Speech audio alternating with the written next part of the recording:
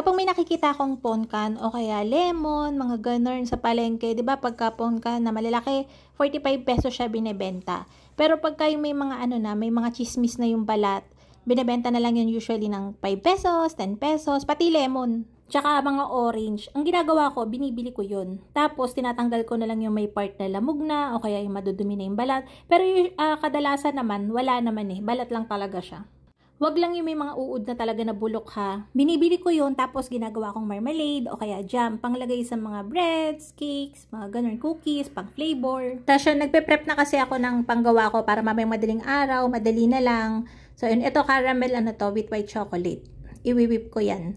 Tapos yun, alam ko pwede ako mabash dahil sa pag-post ko nito ano. Pero tignan nyo naman oh, yan. Nabili ko yan for 5 pesos lang. Ayos pa naman eh. Tapos, para patunay sa inyo, kakalkalin ko yung basurahan namin para pakita sa inyo yung mga binili kong orange. Yung nagawa kong yon yung ganun kadami. 6 pieces yon ng malalaking ponka na nabili ko rin for 5 pesos. Ito lang naman yung mga problema niya. May mga ganyan. So, tinanggal ko yan. Tapos, tinabasan ko din yung part na merong ganun.